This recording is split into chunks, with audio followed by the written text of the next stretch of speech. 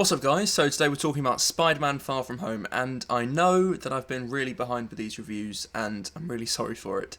And so I had actually filmed my Spider-Man Far From Home review a couple of weeks ago, back when I first saw the film. I mean, this film's been out for a month, it's made $1 billion already, but I'm deciding to refilm it because I just much prefer when it's just me talking, just reading from my notes. Editing is really time consuming, and I'm not making any excuses here, but I just much prefer it. I think it's just a lot more natural when I'm just chilling, just talking into the mic. You get to see the whole process, you get to see my notes and everything. I'm just here talking about the film.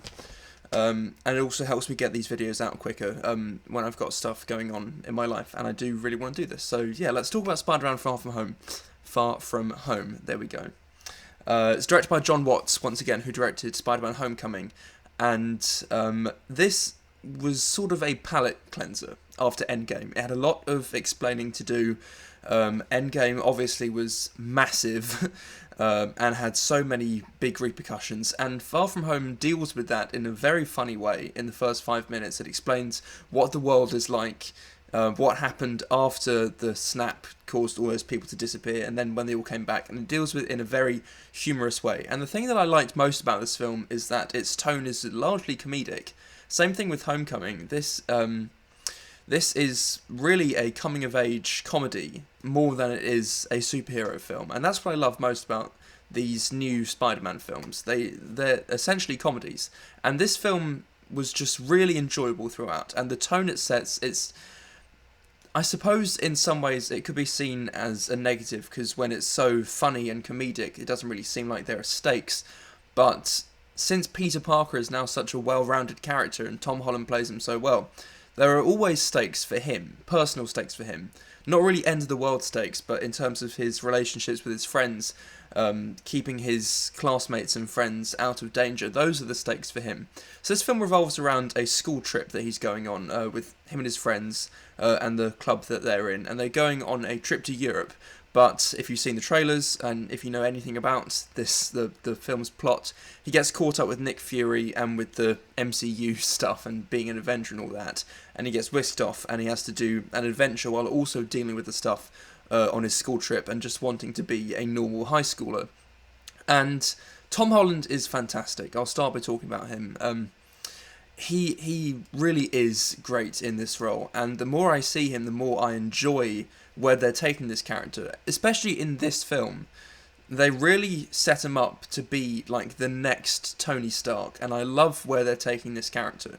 And I could see Tom Holland in this role for years to come, because I love where they're taking his personal growth. There's one scene in particular where they really hammer it home that he could potentially be the next leader of the Avengers or something, and that's really where they've been taking this character the whole time, because he started out as sort of Tony Stark's minion, his intern, sort of doing him favors and stuff, and he was really inferior to Iron Man. But then now that Tony Stark's gone away, Peter has to really come into his own and step up and grow up a bit, and I really like the way that they took his character in this film, and Tom Holland once again is fantastic.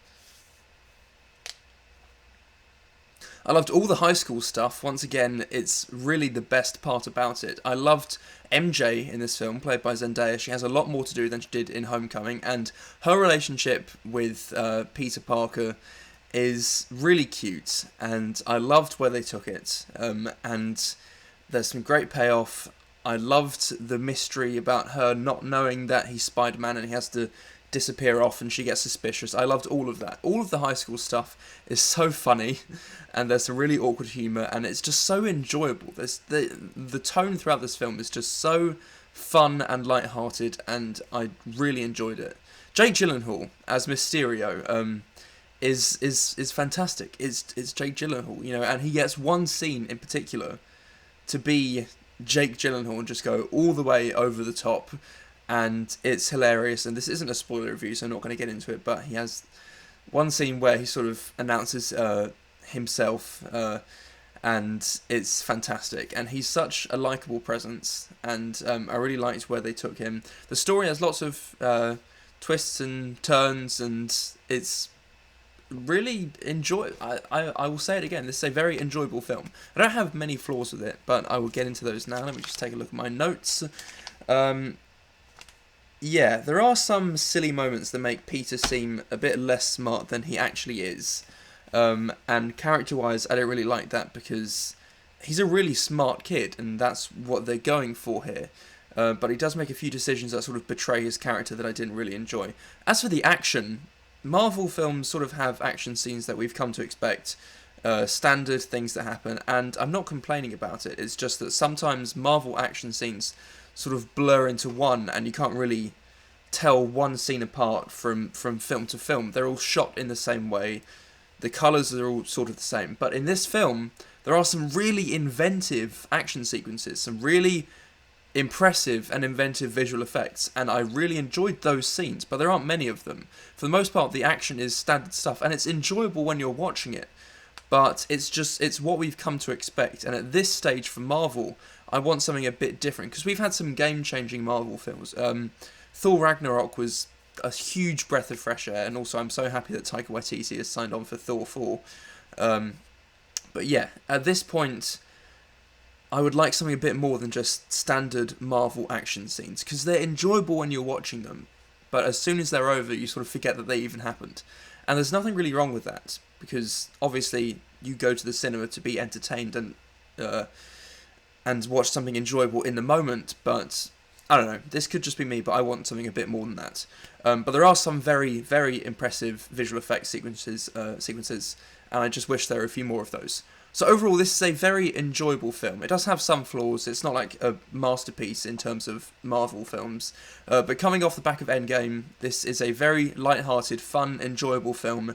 I would happily watch it again. And Tom Holland is great. Zendaya and Tom Holland have great chemistry. I loved all the high school stuff. It's very light-hearted, and I had a great time with it. I'm going to give Spider-Man Far From Home a B+.